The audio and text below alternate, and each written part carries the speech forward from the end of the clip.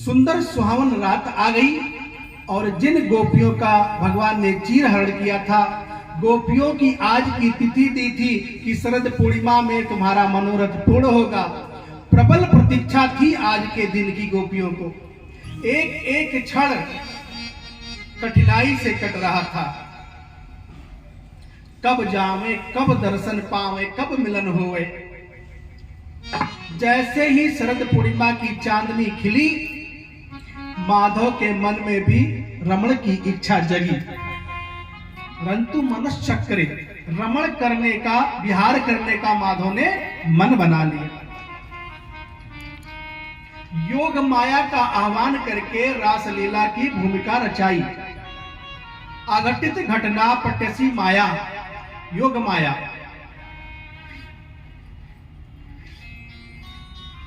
या युज्यते भगवता श्री कृष्णेन,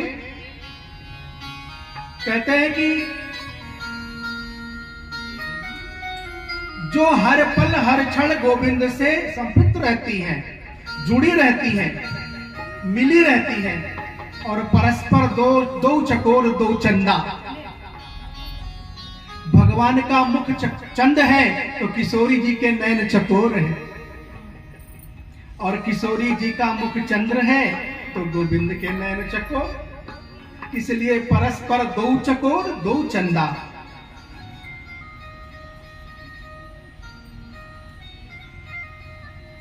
उन किशोरी जी का, राधा रानी का स्मरण करके भगवान ने बंसी बजाई। श्रीमद् भागवत में स्पष्ट रूप से राधा नाम नहीं है, क्योंकि राधे कहते ही सुखदेव जी को 6 महीने की समाधि लग जाती है, इसलिए स्पष्ट नहीं बोलते हैं।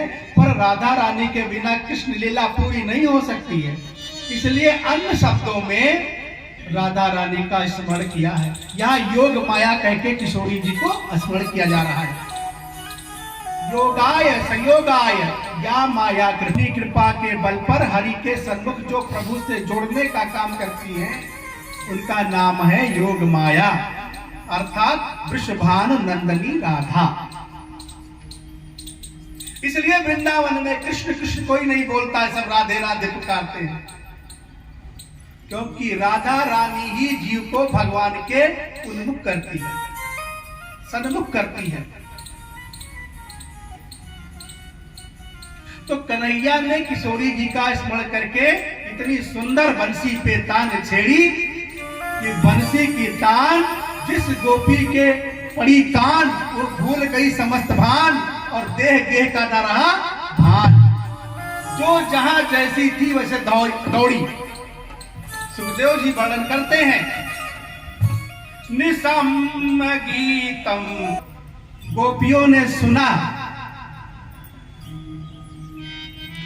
तो बंसी सुन करके सब मग्न हो गई।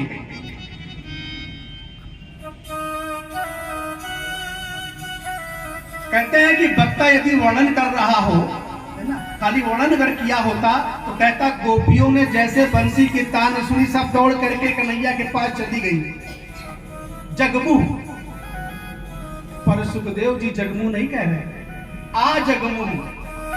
सब दौड़ी दौड़ी आ गई। आ गई कहने का मतलब क्या है? सुखदेव जी परोक्ष लीला का वर्णन नहीं कर रहे हैं, प्रत्यक्ष लीला का दर्शन कर रहे हैं और स्वयं उस रास मंडप में उपस्थित हैं, विराजमान हैं। उन्हें आती हुई गोपियां दिख रही हैं, इसलिए कह रही आ जगमू। सब दौड़ी दौड़ी चली आ रही है। कैसे आ रही हैं? कोई किसी को देख नहीं रही है। ब्रज स्त्रियां हैं, ब्रज की गोपियां हैं। ब्रज की स्त्रियां अभी भी ग्रामीण अंचलों में वो प्राय जब भी चलेगी तो झुंड बना के चलेगी।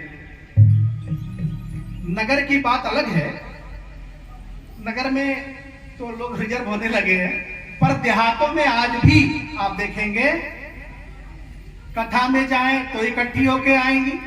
तू चल यूं कहकर दो चार इकट्ठी होगी तब आएंगी। और कथा से जा भी रही हो, एको काम होगा तो दो चार होकर के ही लेके जाएंगी। साथ है, चल हो गई कथा, चल। तो जाएगी तो भी 2-4 लोग तो लेके ही जाएगी। ग्रामीण अंचलों में प्रायः ऐसा देखने को मिलता है। राधे राधे। तो समूह में चलने का स्वभाव होता है देवियों का हर काम पर।